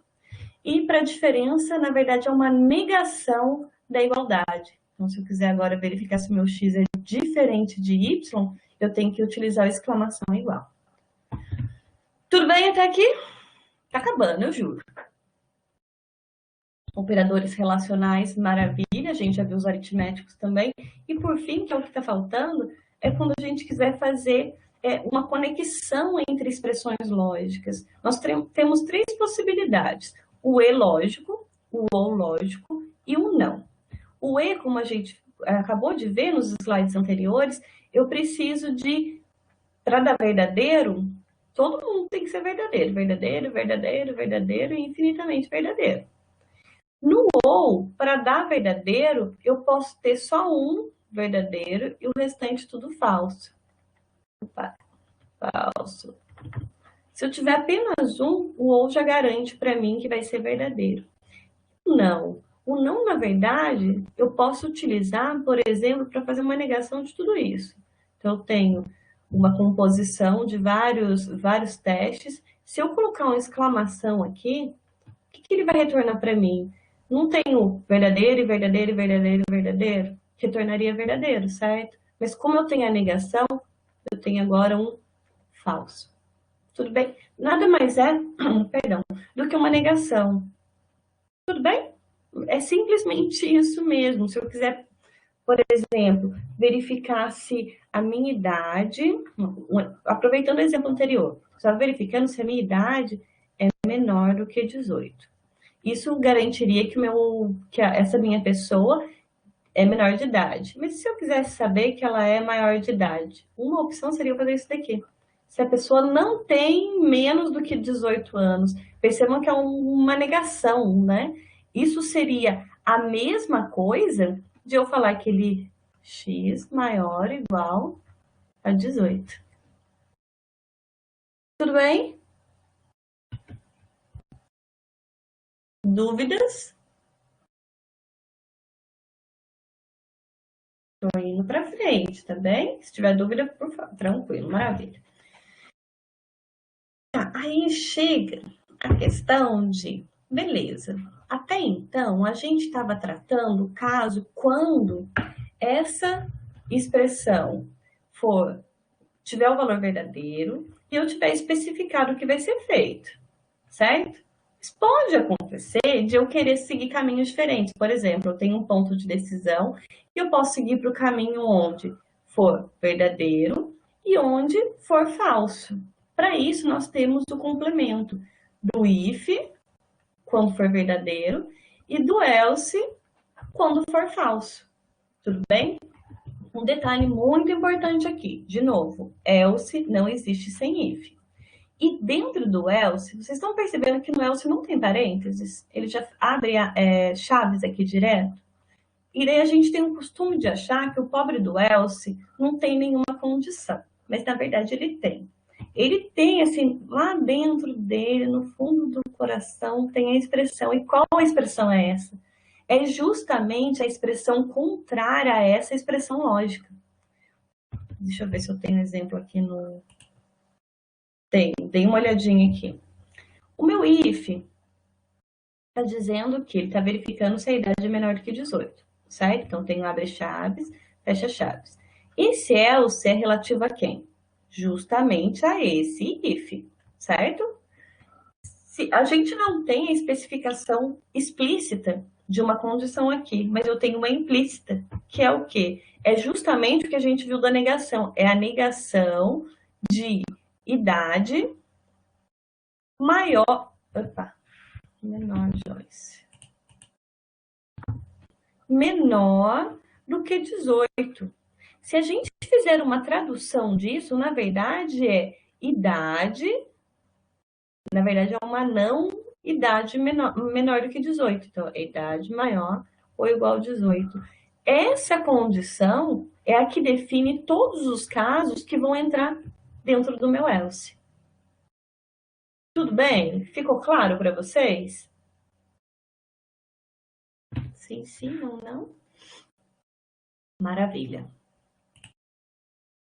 lembrando agora, esse é um detalhe muito importante. Quando a gente está analisando apenas uma variável, como nesse exemplo anterior, fica assim mais simples, né? Para a gente enxergar aqui. Ah, beleza, se qualquer valor de idade for até 18, ou seja, 0, 1, nananã, até 18, ou pode ser um valor, nesse caso, pode até ser um valor negativo, ele vai imprimir menor de idade. Se for 20, ou se for até mesmo 18, ou 52, ou qualquer valor maior do que 18, maior ou igual, ele entra aqui. Agora a questão é, e quando eu tenho duas condições combinadas? Eu consigo ver no if que ele é mais claro, né? Que quando o valor for divisível por 3 e, então eu tenho um e lógico aqui, o valor for maior do que 0, beleza? Se isso for verdade e isso for verdade, isso é executado. Belezinha. Mas a questão é, que a gente sempre acaba comendo bola aqui. O que entra no else? É só quando for falso e falso? Não. Eu posso, aqui no meu else, vão entrar os valores. Vou colocar um chavão aqui. Quando for falso e verdadeiro. Quando for verdadeiro e falso. Quando for falso e falso, por quê?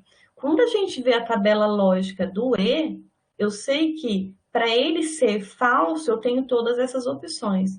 Tá, Joyce, mas ainda ficou confuso. O que quer dizer isso na programação, nesse caso? Quer dizer que, quais são os casos que sobraram para o else? É quando o resto da divisão por 3 não for 0, é uma opção. E pode ser que aqui não seja igual a 0, mas x continue sendo positivo. Pode acontecer, que seria essa verificação. Pode acontecer também de, beleza, eu dividi por 3 e o resto deu 0. Mas o x é menor ou igual a 0. Por exemplo, menos 9. Quando eu divido menos 9 por 3, o resto é 0. Mas ele não é maior do que 0. Bem, percebam que o mesmo x que está sendo analisado aqui é o que está sendo analisado aqui. E pode acontecer dos dois furarem, né? O x não é múltiplo de 3, ou seja, quando eu divido por 3, o resto não é 0. E, além disso, ele não é maior do que 0. Então, vocês percebem que a gente tem, quando é uma negação de um e, a gente tem vários ou's, né? Na verdade, a gente pode escrever, se eu tiver T1 e T2, se for verdade e verdade, ele dá verdadeiro. Mas a negação disso, que seria o que entra no else, é o T1 negado, o T2 negado, né? Tudo bem? Só quero que vocês percebam por quê que eu tô ainda, né, batendo nessa tecla. Porque, às vezes, a gente fica fazendo verificação desnecessária. Eu vou abrir o meu Roadblocks aqui. Na verdade, já está aberto, mas eu só vou mudar de tela para mostrar um exemplo para vocês. Só um minuto. Deixa eu criar um arquivo aqui.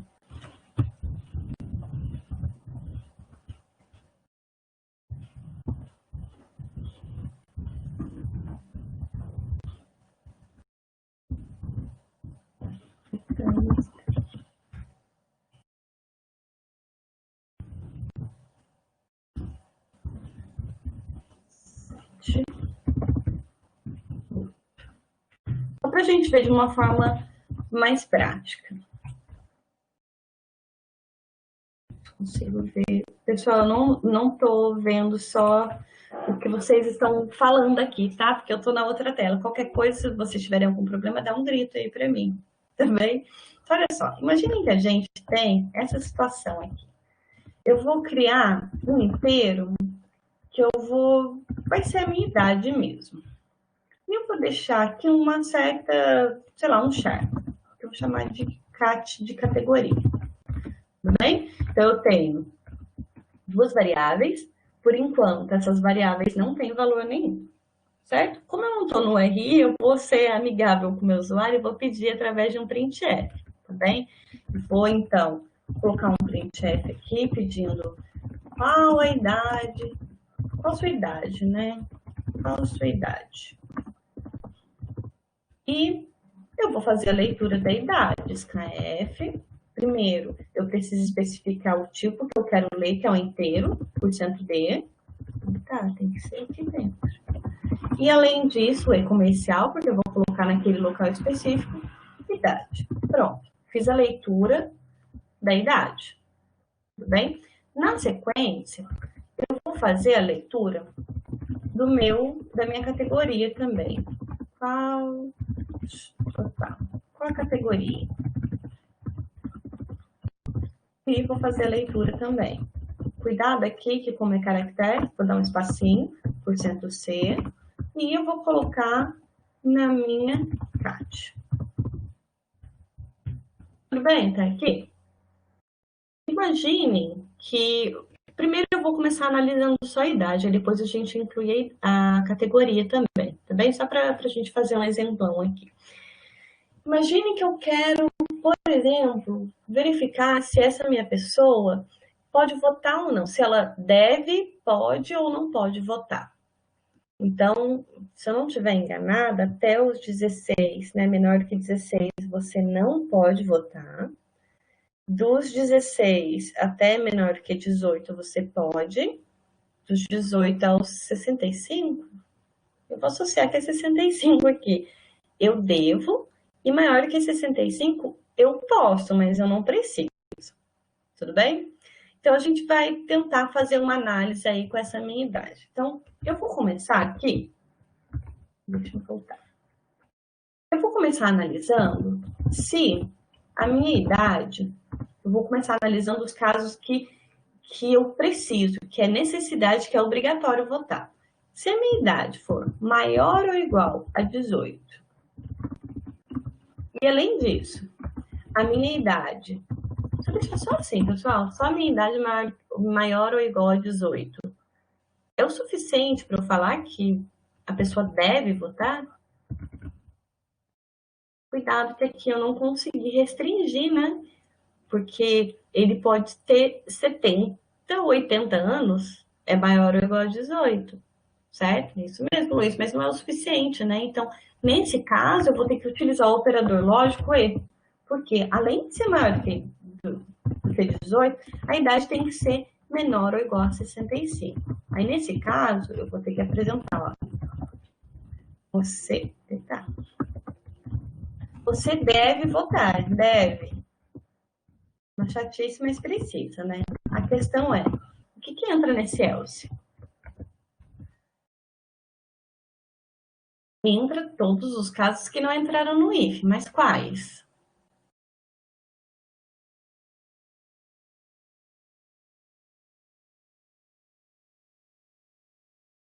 Menor do que 18 e maior do que 65. Beleza. Quando eu for colocar aqui, Ronald, eu tô lendo o seu nome aqui e eu tô lembrando que eu sempre falava errado. Eu acho que eu tô falando seu nome toda hora errado, mas eu não sei se você tá com o microfone aberto para me corrigir, mas enfim, né? Só um detalhe. Ah, então maravilha. Tá, então vamos lá. Mas ainda pode acontecer um terceiro caso ali, não pode não, Ronald? Porque pode ser menor do que 18, tá? Furou uma questão. Tem a questão de ser maior do que 65, tá? Furou outra, mas pode furar as duas, né?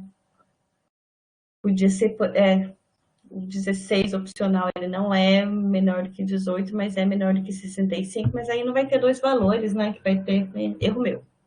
Disfarce aí, vamos lá. Tá. O else, então, o que vocês querem que coloque agora? Menor do que 16? Else e if. Tudo bem? Pessoal, olha só, eu não posso fazer isso aqui, tá?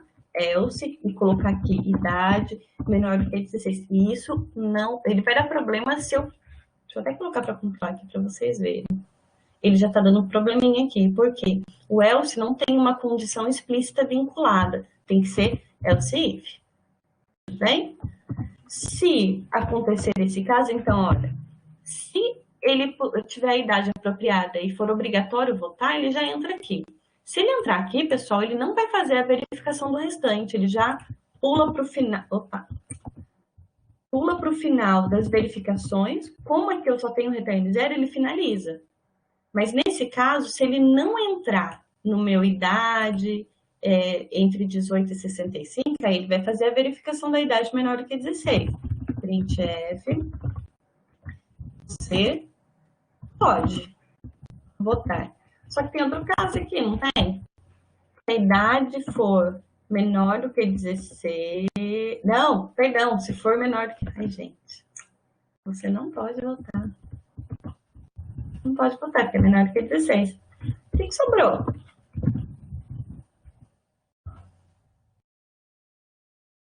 Isso mesmo, desculpa, Vilma. Não pode. E daí o que sobra?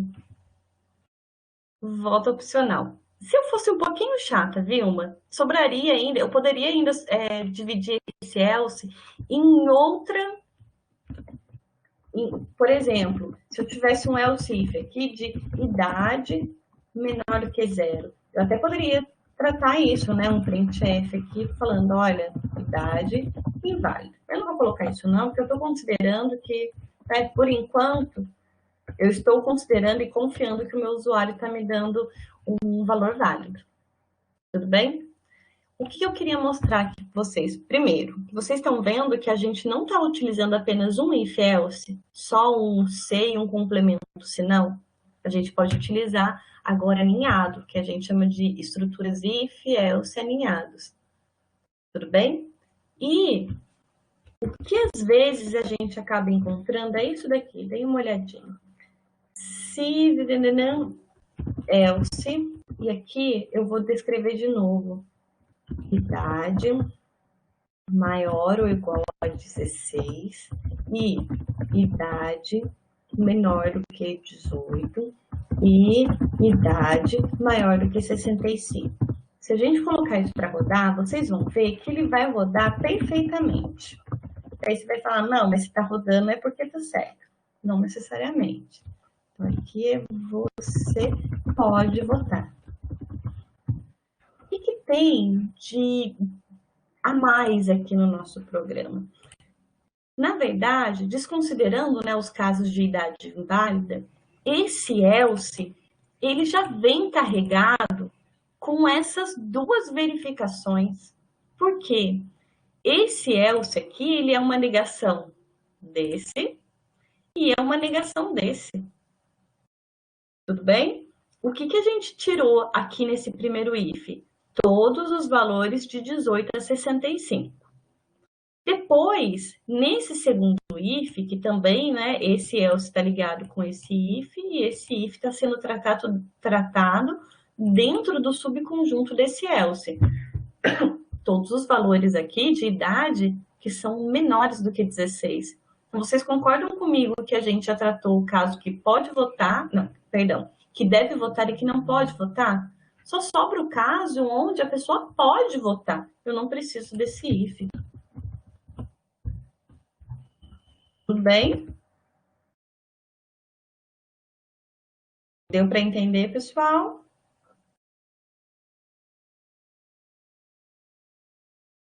Maravilha.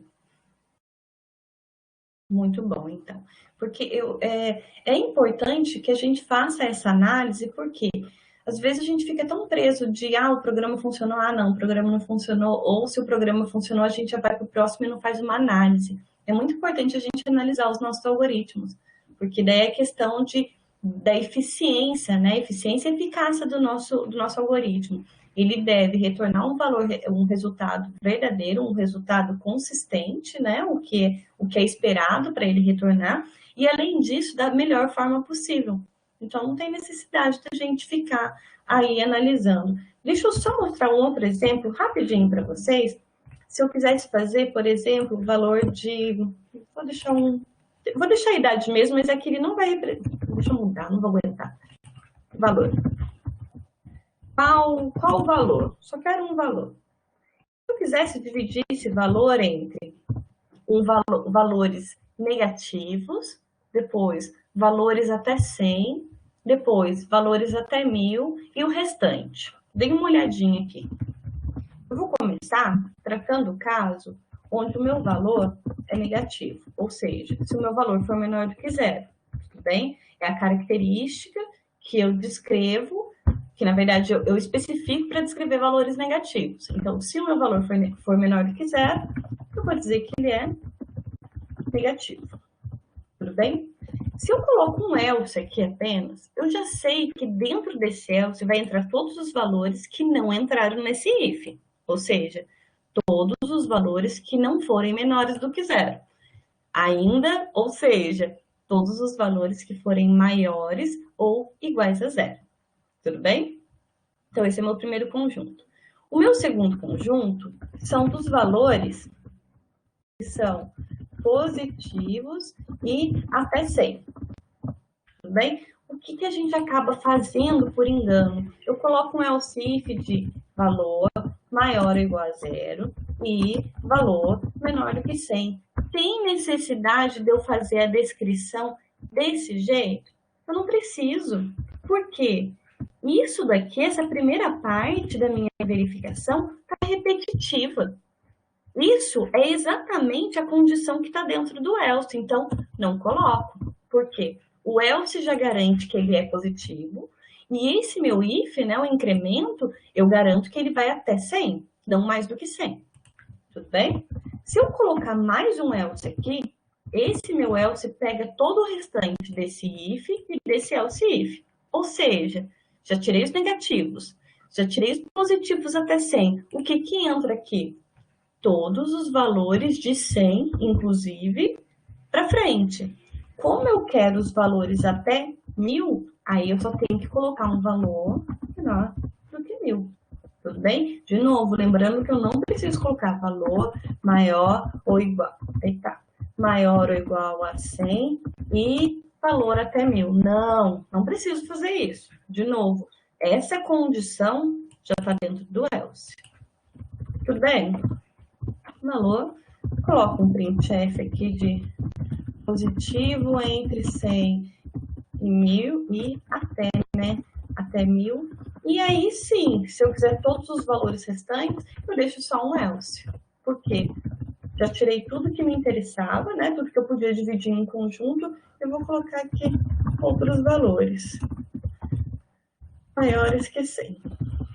Opa, 1000. Tudo bem? Dúvidas até aqui, pessoal? Deixa eu voltar para a nossa apresentação. Eu juro que a gente está terminando.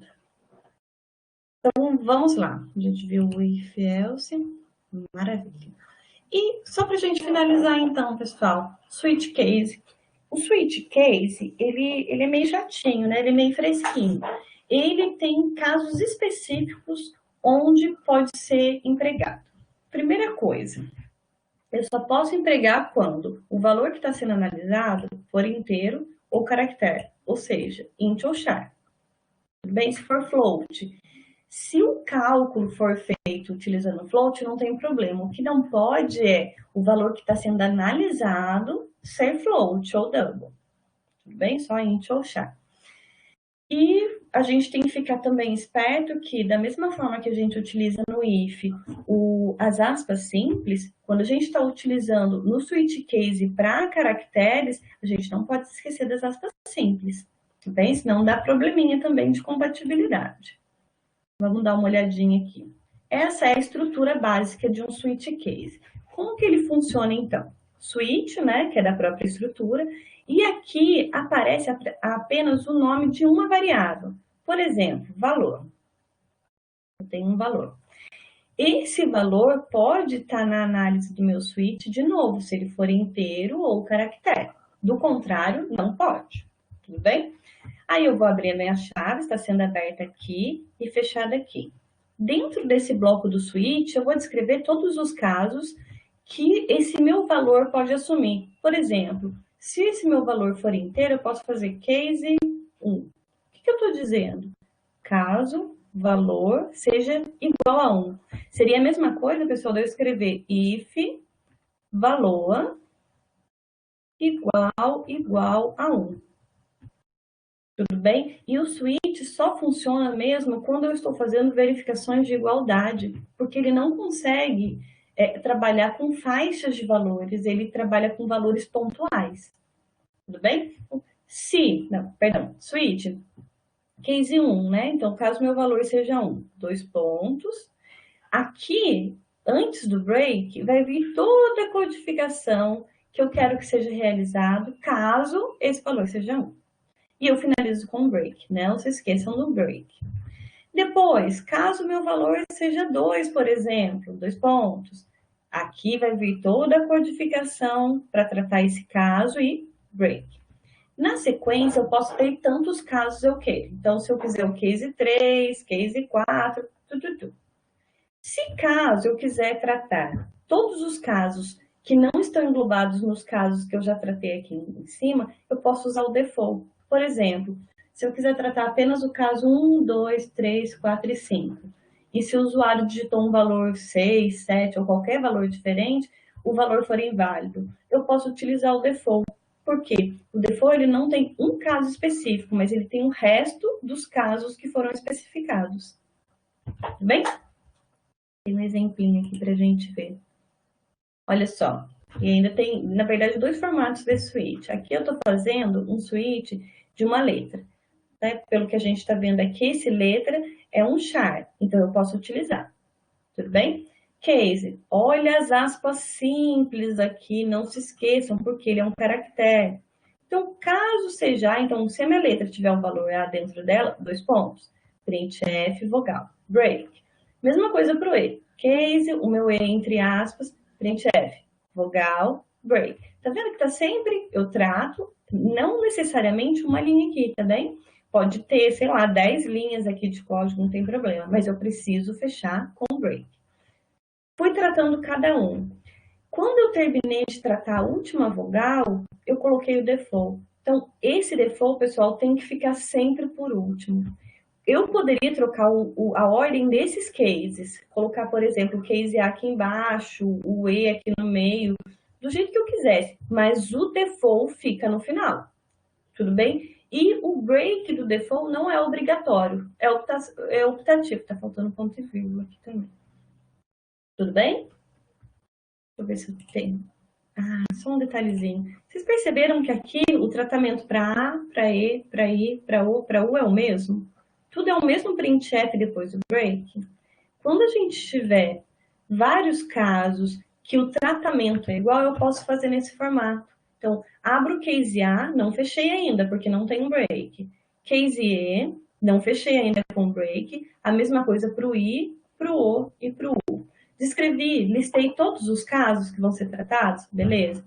E percebam que continua com os 2 pontos aqui na frente.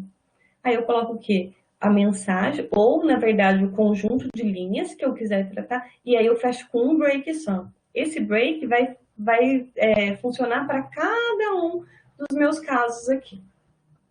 Tudo bem? E o defaultzinho aqui, se eu quiser tratar todos os casos diferentes nos listados. Tudo bem, pessoal? E acabou. Foi rápido demais. Então, para a gente finalizar, dúvidas? Maravilha. Tranquilo, maravilha, pessoal. Então, eu vou finalizar aqui para vocês, porque são 113 minutos e 30 segundos falando na cabeça de vocês direto. Na semana que vem, a gente se encontra nesse mesmo horário, né? Mesmo bate-canal, mesmo bate-horário, só numa semaninha diferente, para a gente começar a ver as estruturas de repetição.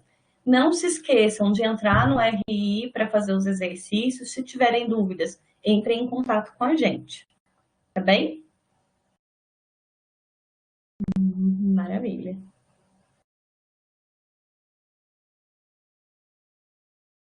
Um monte de ok. Pessoal, só vou parar a gravação aqui.